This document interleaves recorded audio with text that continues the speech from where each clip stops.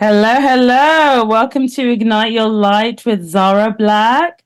Today I'm going to be joined with my guest, Dr. Divya Sadram from Passion Healings. What she aims to do is illuminate the path to transformation through the art of energy healing. Welcome, welcome to Ignite Your Light, Divya. How are you today? I'm doing great. Thank you for your invitation. It's very warm and really welcoming. Thank you so much for having me, Zara. You're welcome. I've wanted to speak to you for a while, actually. I think we connected on Instagram, quite about a year ago now, something like that. And we'd always said that we were going to have a little chat about, some of the work that you're doing in holistic well being and things like that. So, just wanted to hear a little bit about some of those healing solutions that you do, how you came up with passion healings, everything about holistic well-being from your point of view. So if you could just give us a little bit about an introduction rather on passion healings and what you do. Sure, certainly. I am really excited to really share my story here and how I started this and how Passion Healings was born. This has started, I earned my degree as a physician and completely equipped with conventional knowledge of medicine.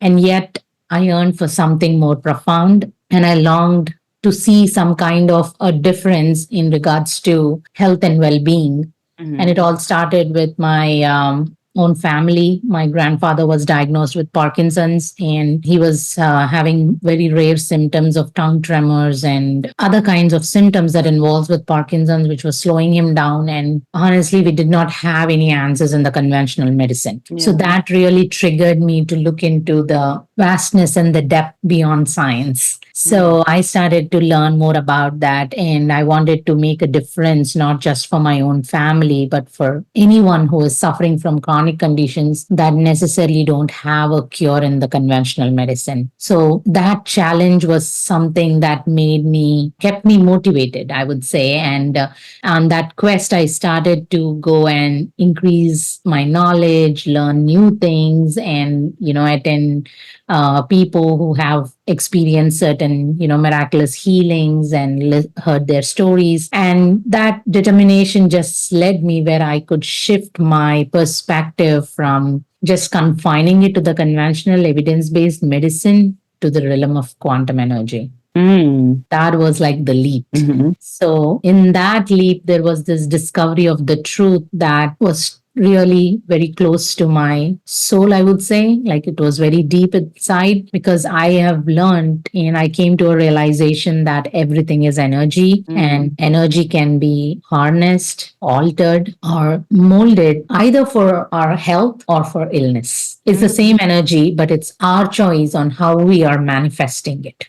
Like the dualism, like positive and negative health or illness. So then I set my foot and I started to just stop doing like a band-aid solution to address the issues and started to pursue what could be the ultimate truth and why someone creates their own pain or why someone creates an illness, because it all goes back to the beliefs that are at the bottom of our hearts, which are taking a shape in our very existence. So that's how passion healing started, to be very specific. Wow, that's amazing. Thank you. So, what you're saying, is that kind of similar to psychosomatic illness? Is it that we are almost manifesting the illness for ourselves by what we're thinking, what we're feeling inside our bodies, that sort of thing? So, is it every illness that happens to us like we created it? Is that what it is? I really love that you use the term psychosomatic, and it's pretty much really a huge part in the neurosis because yes, to a certain extent, I would say yes, because there is an extraordinary connection between our thoughts and our well being, period. And that would forever alter the course of anybody's journey. Because I have witnessed myself healings that were born just out of the profound power of our own mind. Because what you think is what you become, right? So it is definitely that potential, that infinite potential the human mind has got, right? And the boundless energy and the boundless possibilities that we have got to do with our own mind, and that can create anything instantly. And if we create it, what I believe is, like, say for example, you're thinking about creating our illness. Do we create our illness? Yes, we do, because at some point we did, but it's consciously or unconsciously, that's the deeper issue there. But Right. something that is happening currently in our life today is something that we ask for. So the in my healing paradigm, what I really use is, if we have got the ability to create that for our life, we are the ones that can uncreate it too. So, as much as we can sort of make ourselves sick, we can sort of make ourselves better again. Exactly. So, sort of tell us about some of the patients that you've had, like some of the kind of illnesses that you've witnessed for yourself, some of the kind of patients that you've worked with that have come with certain illnesses and sort of gotten better after doing some energy healing. Yeah, sure.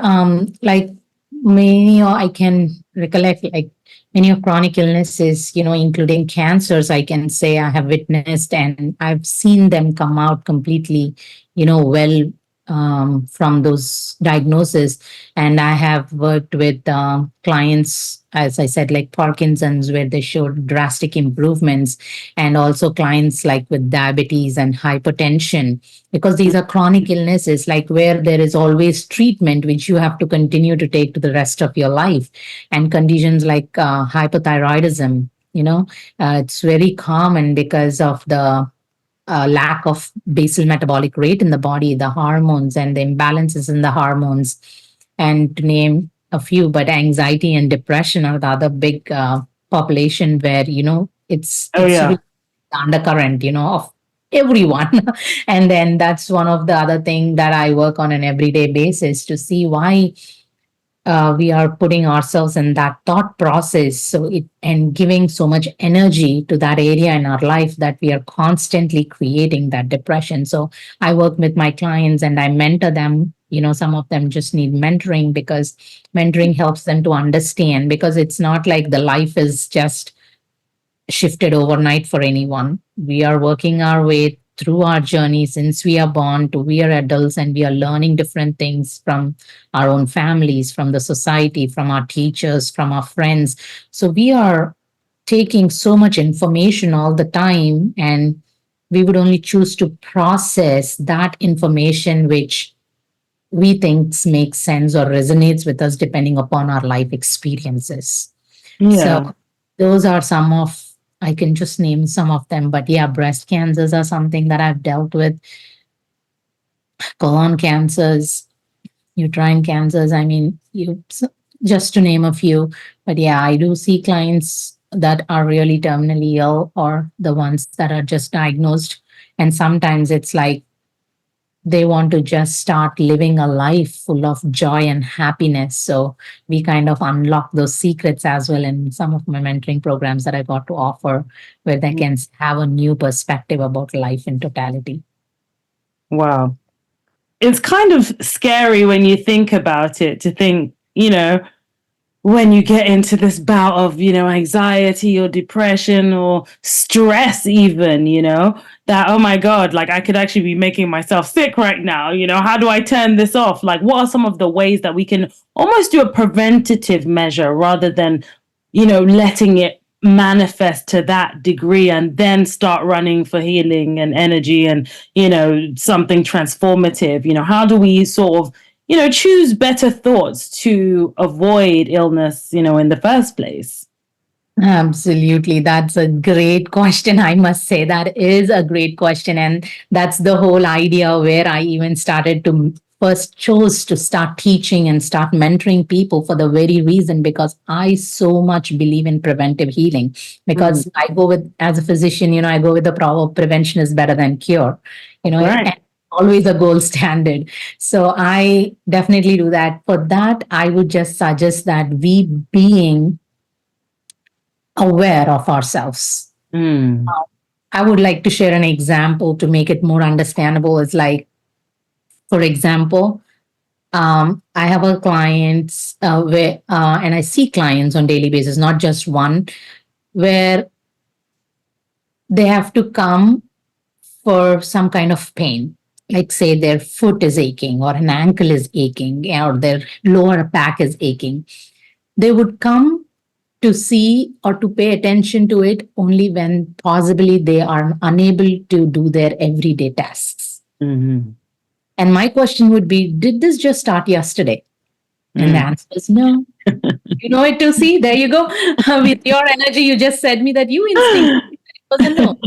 That means my client or whoever that was experiencing that pain for quite a few weeks or months by then, and they only want to see us when it is bothering or halting their function to progress and to continue with their daily activities, Yeah.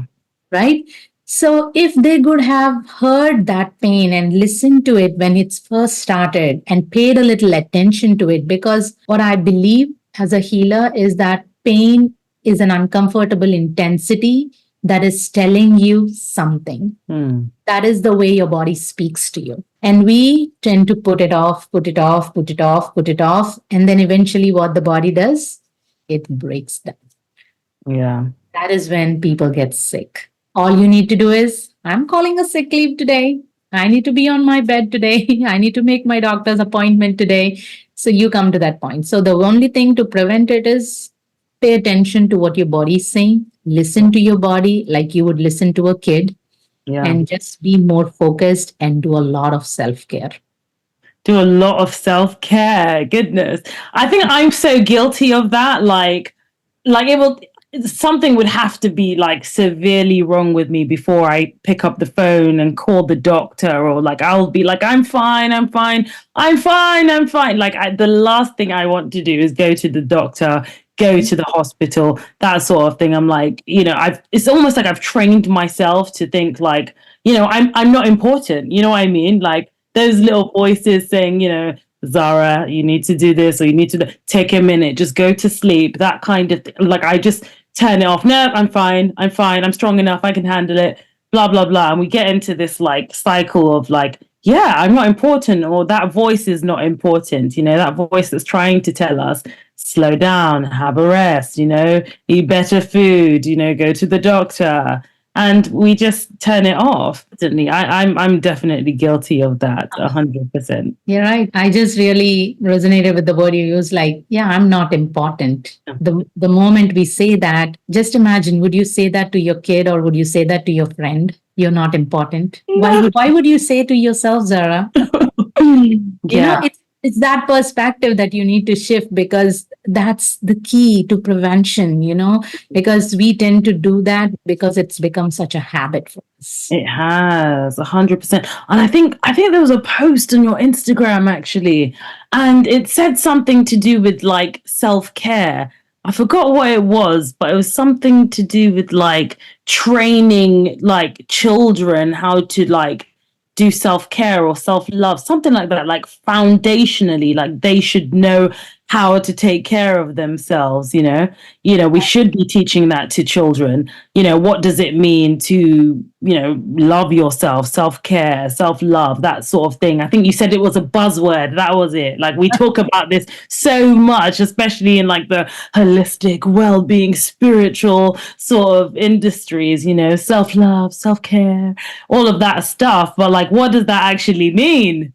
What does it mean? And it's different things for different people. We can't just say self-care is having a bubble bath. Like, I don't like bubble baths. They make me dizzy. They make me want to pass out. You know what I mean? So I really love that what you said, because yeah, there is a very wrong what do you say, like a wrong understanding about what self-care is. Self-care is not really about you sitting with your phone on the social media. It's not about you sitting in front of your couch and watching Netflix series. That's really not self-care time. self-care. That you can't really tag as self-care. Self-care can be simple acts of you spending time with what is coming naturally to you. Natural state, trying to be in a natural state, like taking a walk or just step out and take a fresh breath in. Connect with a friend, hug your spouse or hug your kids. Do something that feels real, that can really release those happy hormones from your body. Yeah. I know binge watching and binge eating can release dopamine, but I call it cheap dopamine. Cheap dopamine. That's cheap. We don't So want that cheap can dopamine. give you that feeling for very less amount of time. It's still giving you that dopamine, that your dopamine is coming up because you feel good about watching, or you feel good about being on the social media all day long. But that is going to go down, spike down as you go on your bed. But that dopamine is not helping you to wake up with motivation on the next day.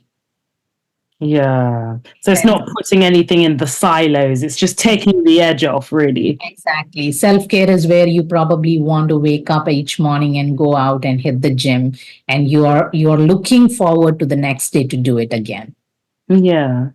So why is it that we sort of get into this habit of, looking for the cheap hits of dopamine and not really sitting with our feelings and going for like that walk? And, is it just like laziness? No, I don't want to go out. Like, why? We know that we're going to feel much better after like getting out or, going out with friends, having a chat, that sort of thing. Why do we always deny ourselves the self-care that we actually need?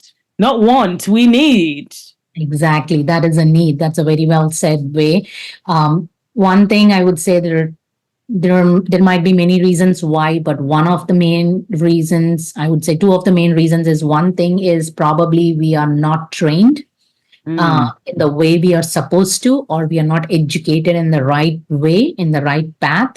Yeah. It could be from everywhere where we have been exposed ourselves and with our own life experiences. And the second most important thing is that this all ties up to our comfort zones. We all have created our own little comfort zones, and it feels better for us to stay in this comfort zone today. So I don't have to deal with the pain now. I call it, the pain here is the pain of discipline, if Mm, that makes sense. yeah. So I do tell my clients that a, a pill of discipline is easier to take than a pill of regret. Yeah. You know, Yeah. it's a small pill, Mm, but it's still a pill, right? You want to make sure that you take the pill of discipline today, because the pill of regret at a later time might be too difficult for you to swallow down the throat. yeah. Self-loathing. Why didn't I just do that? Why did I procrastinate? Missing Exactly. deadlines, not getting what you want done, and you just feel even worse at the end, you know? Absolutely. Absolutely. And it ultimately goes to burning out, or, getting stressed. And stress is a big factor these days. It's the new Yeah. norm. So, yeah, anything can happen after that. Yeah, I was saying to my sister the other day, obviously I'm no doctor, but I said to her, stress is the biggest killer, you know? Is that true? Does everything sort of stem from stress? Absolutely. Yeah. We are, with that, for your question, all right. So we have what is called as the stress hormones in our body. All right. That is where the word stress even came from, like the stress hormones, because when we are really functioning a lot, our body releases a chemical, because our body is nothing but a chemical machine. We have got a chemical for everything in our body. And when we are stressed, that means lack of sleep, lack of food, or the fuel, right? The sleep and the food are the fuel for this human body. And when we lack both of them, it's basically in the stress mode.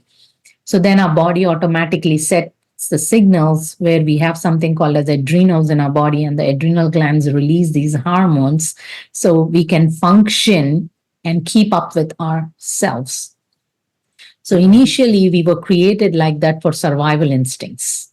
So days ago, decades ago, humans, we were in the jungles and we had to hunt animals and survive from the animals. So we needed it, so that you see a cat or a big cat, you have to run for your life. Then the stress hormones would release and, do it. But this generation right now, we are like on the stress mode all the time. Yeah. Our body is not designed to handle stress throughout the day. Our Mhm. bodies are only designed for a spike in the stress level as and when needed for a survival instinct, which we call as the fight or flight hormones, simply put. But because of that, now there is a stress to wake up. There is a stress to prepare breakfast. There is a stress to drop kids or pick kids if they're moms like me, Yeah. And there is stress about working. There is stress about paying your bills. There is stress about living life. There's stress about relationships. There's stress about finances. And there is stress about the economy. And on top of it, you have all the world newses and all the group consciousness going. So where is the window for you to not feel that stress? Goodness, yeah. We have to create one, right? So instead of we having to use our adrenals occasionally, we started using our adrenals 24/7. Yeah. Which is impacting our immune system, is lowering your immune capability and your immune capacity. That is nothing but your capacity, your body's capacity to fight and defend for any foreign organism or a foreign bacteria or a virus that attacks your body. Yeah. You ultimately have the disease or the disorder. So, for your question, stress is the reason for so many things. Wow. When you put it like that, it does even become even more scary. Like from the time the alarm rings at 5 a.m., you've got to get the clothes ready. You've got to catch the train. Oh my God, I'm going to miss my train running down there. My manager's going to kill me. Oh my God. This, that. It is nonstop, isn't it? It is nonstop. So that is why we recommend meditation. Yeah. But you see, most people would say, I don't have enough time for meditation. How, because I a lot of people have said it. To be honest, I used to be one of them, to be fair, as well. That's how I know. Right. I totally with everything in my life. You think I've got time to be sitting down with meditation? Right. So the point is this again. So you want to have an understanding of what is meditation really. So usually when someone says, do you think I have time for meditation? I think they do not really understand what meditation means. Yeah. So it's when you see again, meditation has so many facets, it's not about a nice picture or a pose where you sit in calmness and serenity and try to be somebody else. It's not about that. Meditation is really about knowing yourself. Yeah. To get in touch with your true self. Yeah. Because most of the time, what I see is we all have faces, different faces. Like I can be the mom, I can be the daughter, I can be the spouse, I can be the friend, I can be this, I can be that. And where am I? Where is the real me? So meditation just helps you to really open up that path and to widen up that path. So at least you can find yourself with the hope that you will be able to find yourself and communicate with yourself. So as you said, in a busy life, in a busy lifetime, life is too short for anything, right? Even to get worked and get stressed, don't you think? You're wasting the time. And similarly, when it comes to meditation, I would say you don't have to meditate for hours together. You can meditate. If you want to start meditating, I would say you want to meditate for 11 seconds to start with. Wow. And you can't really argue with me that you do not have 11 seconds in your 24 hours a day. Can you really? Who doesn't have 11 seconds, right? The food in the microwave is going for longer than that, right? Exactly. If you're waiting for your food to get 30 seconds in your microwave or a minute, that is your meditation time. Yeah. Yeah. Do you think that a lot of people don't want to do the meditation because, as you said earlier, it's sort of delaying the need to face the feelings almost, Is it something that people, should be fearing almost, like what's on the other side of the meditation, what will be revealed at the end of the meditation, that sort of thing, and they'd rather just get on with it and I'll face that later, that sort of thing. I don't really think that is, I think that is again a wrong understanding of what meditation is. Trust me, you have to really do a lot and lot of practice to really hit that point where you can really understand that side of the world because it takes a lot of practice and a lot of dedication and discipline to really put yourself so focused enough. But I think the main thing here is, first of all, it's not a habit for most of us. We are never taught this in schools. We are never told this about the importance of this ever before. But Yeah. I think it wasn't even needed maybe that much in those ages. But now, with with the amount and with the speed at which the, I would say, everything is changing, right? Like where we have come from the having social media accounts to having cell phones to now the AI, the way it is speeding up, the evolution process is speeding up, right? Yeah. So, with that, I think we all are feeling like life is a race Oh and yeah. you want to just keep on going, but you want to just have an understanding probably that life isn't a race and you can go at your own pace. Yeah. That is where you can take a moment to breathe. You know, even if you take a moment just to breathe and focus on your breathing, inhalation and exhalation, I call it meditation. Mm. Meditation is not about quietening your mind. That's not going to happen. Mm. Your mind is there to make some noise there. So it's not going to happen. All we want to do is in meditation, we want you to slow you down in your mind's head. Like all that you mentioned, all the self sabotage you do, self loathing, things like I'm not good enough, I'm not worthy enough, I'm not important, not right now, I don't have time. These are all things that we are telling. I want you to slow down. I don't want you to stop thinking. And that's not going to happen. If we all stop thinking and if we did not have thoughts, we would all be enlightened beings. That's the ultimate. I think So you mentioned, back then we didn't really need it. Meditation, slowing down, well being, that sort of thing. But I think these days it's coming a lot more in the workplace, well being, even, in my daughter's school, for example, they've started doing a bit of quieting their mind and doing well being days and things like that. And I've been really impressed actually, that they're introducing it to kids so early actually. How can we sort of teach children self-love, self-care, being present, especially with social media and things like that? Even I posted a picture, nobody liked it, like your whole day is ruined, I'm not good enough. This person is like getting brand deals and being some social media influencer. They just bought their mum a house at the age of 21, and I'm just here.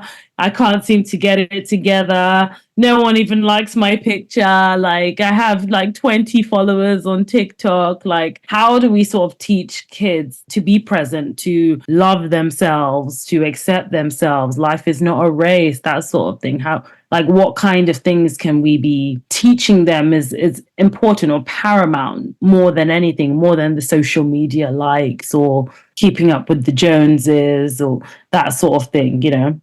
So definitely one thing is to practice gratitude, Yeah. grateful and thankfulness for everything they have. If you said, okay, I have only 20 likes on my picture and I have only 20 people watching me, be grateful you've got 20 people. And first of all, be grateful you've got a phone Mm-hmm. where you've got to have a TikTok on your phone. Mm-hmm. Given a moment in time, somebody would like to really live the life you're living.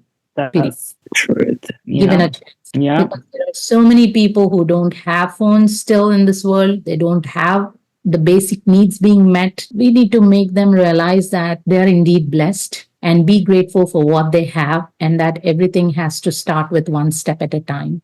Mm-hmm. Yeah. Right. And practicing gratitude will be a great asset to teach the kids and ask them to be grateful.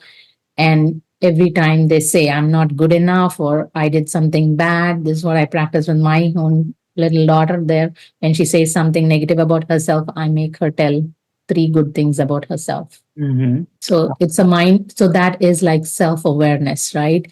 Every time she's thinking something negative, programming her right from the childhood that she needs to think about her positives about her. Yeah.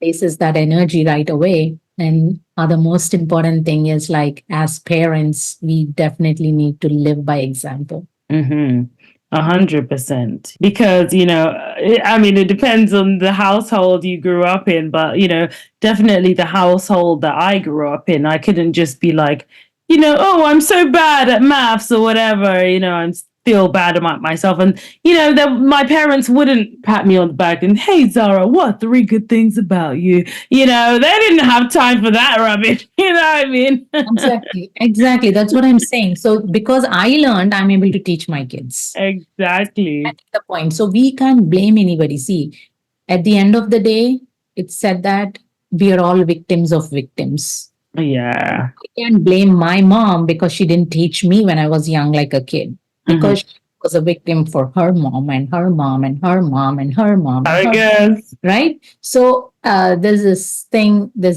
that says that being born poor is not your fault, but if Oh, you, or that is definitely your fault. yeah. Word that I guess, right? So it's like, yeah, we came into this world knowingly or unknowingly, but we've got our choices. We have our free will to decide on how we want to grow. Depending, I mean, we might have chosen our households in the Mhm. spirit world, but no, that shouldn't be the reason why we have to just be like that for the rest of our lives.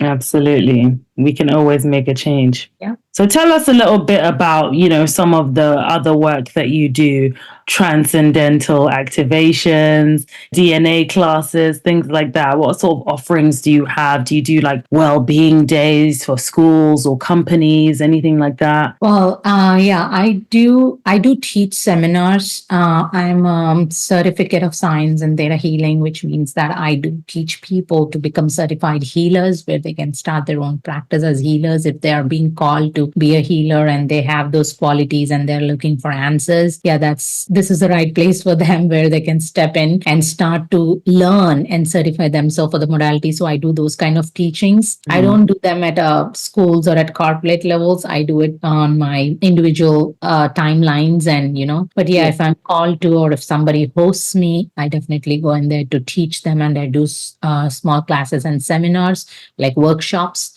Especially transcendental activations is one of the offerings that I do, where it is energetic activations for people to perceive their highest energies and the highest vibration, because in that purest form of vibration, anything that is not needed or anything that is uncomfortable or that's causing any kind of pain would readily transform into light.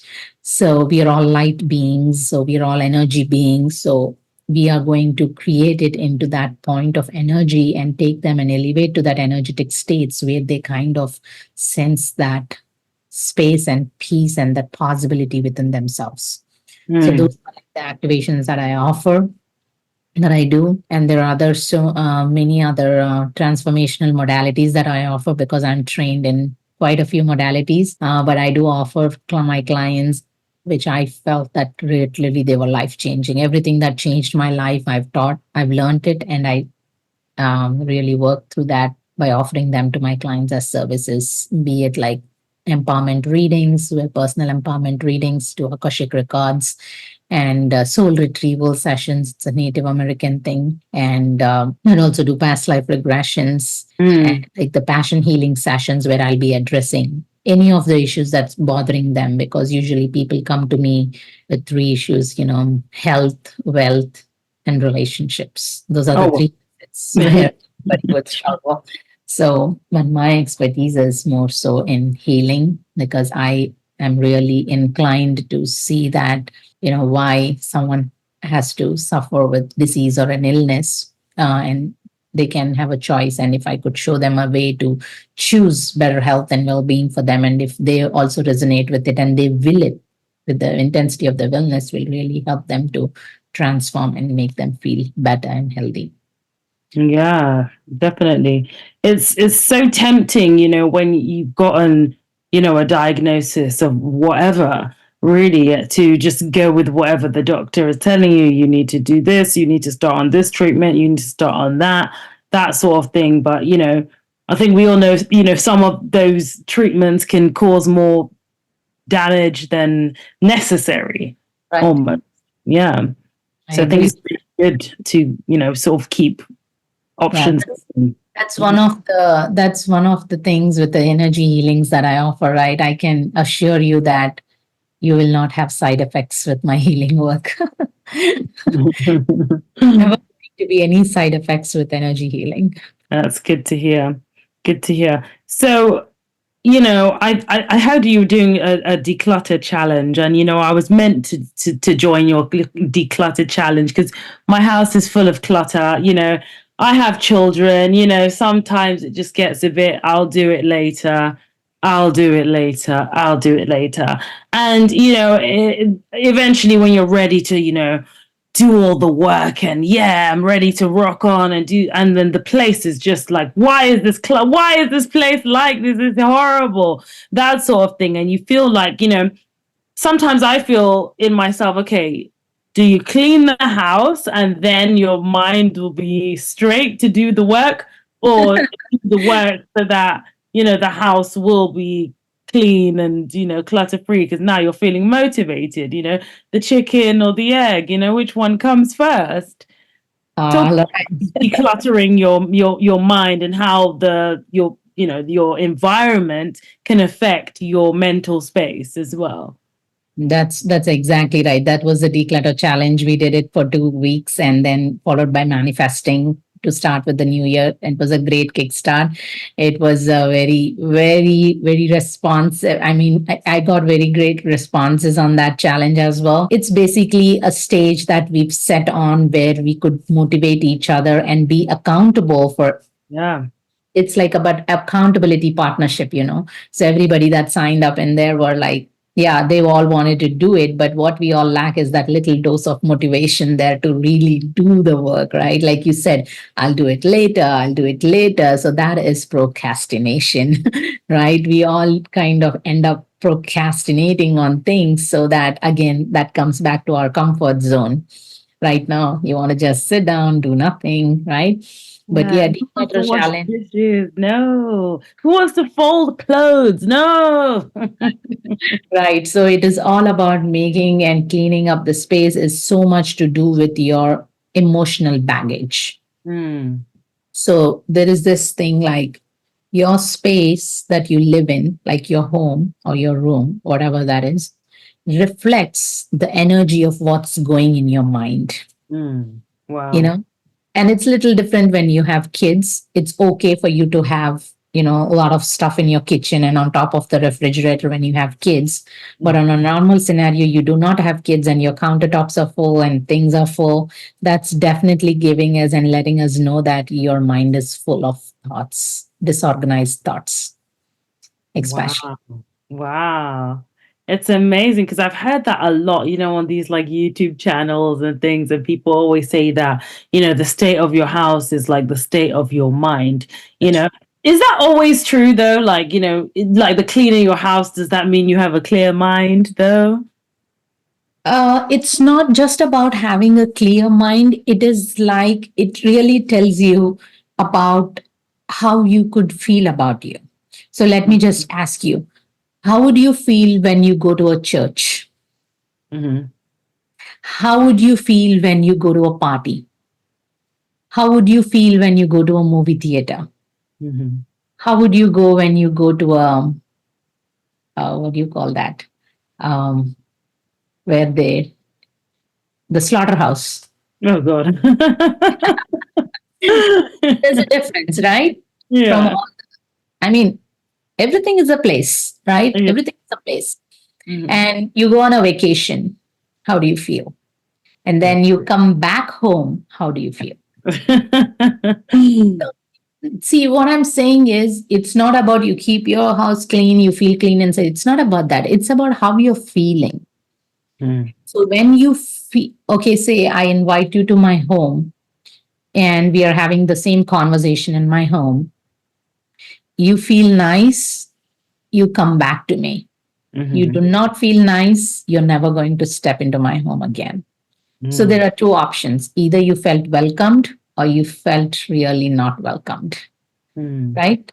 So the same with ourselves. So when you walk into your closet, does that feel like, does every closet in your wardrobe, I mean, every dress in your wardrobe tells you that would you wear me, please? Would you wear me, please?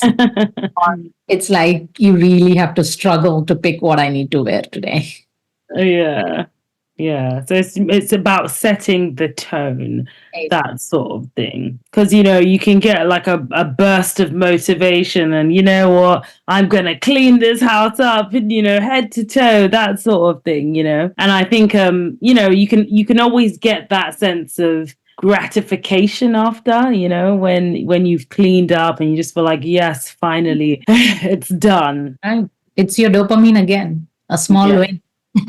But that so you just think if you put like 3 hours or 4 hours to clean your closet and you keep it and you maintain it that way, you're going to feel that for a very long time. Yeah. It just goes back to what you said about doing things, swallowing that pill and keeping it in the silos, Right. keeping it in the silos, because we can avoid our problem and say, you know what, instead of sorting out my closet, I'm just going to go out to lunch with my friends. Yeah. Right. That sort of thing. Or, I'll just chill and watch Netflix. It's my day off after all. I shouldn't be bothered with, hard labor of housework. Exactly. And But we kind of tell all those stories to ourselves. But let me just tell it you, always sounds good, though. It sounds plausible. it sounds possible, and that's again the comfort zone where we're getting into.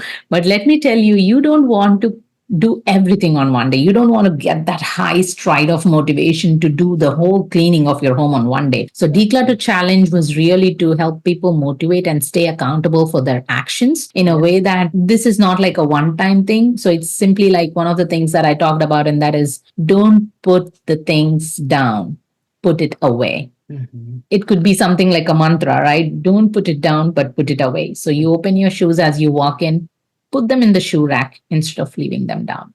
Yeah. Similarly, you kind of do that with every piece of Anything. utility or book or a pen or a envelope that you're using in your home, and you put them back in the place where it needs to be. Your home is clean 365 days. Mhm. I Except mean, kids, of course. organized. Pardon me? When you have two kids, maybe Oh, not. yeah. No, that's what I'm saying. Conditions apply. You have kids. It's a Conditions apply. Kids is another ball game, isn't it? Yep. Yep. So tell us a little bit about your crystals. I don't know anything about crystals, so I was hoping you could give me a bit of an sort of an introduction into it. I see them around; they're quite pretty. I love the pink ones. I think they're called rose quartz or something like that. Yes. How does crystals sort of help with like energy healing and holistic well-being? How can crystals be used as an instrument towards your healing? Question. So, as I said, everything is energy, right? And you know how crystals are formed? Crystals are formed under the ground, under pressure. They are built in pressure. When the pressure is created enough under the ground, they form into these beautiful crystals. If you, as you said, you saw them, they'll have like projections and they're different compositions. They're made up of different minerals. So what we say is crystals come from below ground level, which is basically the non-organic. They are Okay. the non-organic formulations. Like before, when we were created, non-organic becomes organic when a carbon particle is attached to it, which is where we have our trees, our herbs, and everything else. And then we evolved to come out as a human being. So that is why we all need minerals and vitamins for our sustenance. Wow. There are trace minerals, there are minerals that you need like zinc, selenium, other minerals, as well as we need vitamins like D, E, A. So where are all these coming from? Vitamins are coming from the plants, which is organic, but minerals are coming from this non-organic material. That is why we recommend that you want to walk outdoors without your shoes. Grounding. There is so much awareness on people like going on grounding. And like when people are suffering from early graying of hair, a very big problem too. Early graying of hair, losing hair, and being bald at a very young age for men. So these all could be the results of lack of minerals in the body. Interesting. So crystals are made up of nothing but they're a formulation of these minerals, and they're highly concentrated energy formulations. And according to the ancient studies, we have that crystals have the properties where they can concentrate the energy.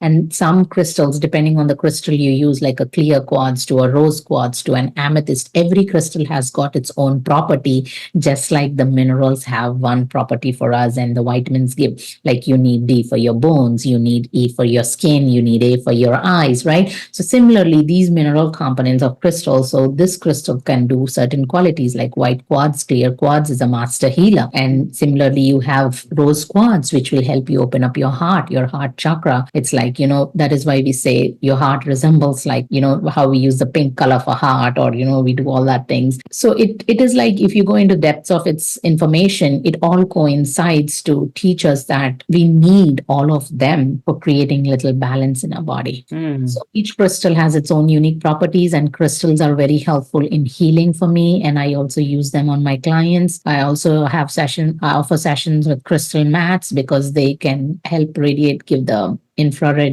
frequencies for deep body tissues, deep body pains, help relieve the stress in the body and the body pain. So there's a lot of properties with crystals, along with the technology that is available right now, which can help with progress persons to heal from pain pretty quickly. So basically, with healing using crystals, what happens is what might take you maybe 10 or 15 days to heal, using the energy healing or using crystals in the healing process can shorten that period.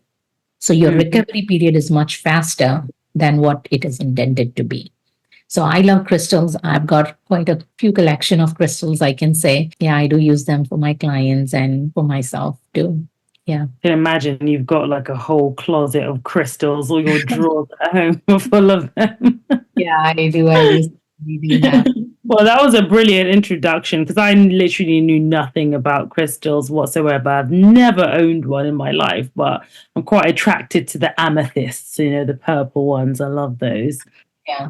So you must be quite busy in life in general. Like, how do you get a minute to protect your energy, healing all the time and, doing work on people? How do you personally just get a time to, do work on yourself and self-love, self-care, self-healing? Definitely, I'd take time for that. But when you said all the day healing, just like what? That's recharging me. Not draining me. It's definitely recharging me. Every client I see is giving me more energy than what I might be having a normal day, so it recharges me. So there is no way that I'm losing my energy, but it's only recharging me all the time. And then, of course, I have my self care activities, I have my schedules, I have my plans, because nothing is more important than me. It might sound selfish, but that is much needed to prioritize myself, prioritize my health, because without this body, I think probably there is nothing else we could do. So just tell the listeners or the viewers how they can contact you and what sort of sessions that you'll be offering very soon to them. Yeah, sure. You can visit me on www.passionhealings.com. And if you have any questions, you can write an email to info@passionhealings.com. And you can also find me on Google, and you can make appointments. I do take online appointments, as well as in person on specific days. So you could contact me for in-person appointments off of Dallas, Texas. You can also reach me on any of my social media handles. In Facebook, it's Passion Healings, and also in Instagram, it's Passion Healings, for any quick messages or replies you need. That's awesome. Thank you so much for joining me today, Divya. It's been awesome having you. I'm sure you've inspired so many people watching or listening to this, and I'm very, very grateful to have connected with you today. Thank you so much, Zara. It was an honor to be here. Namaste. Thank you.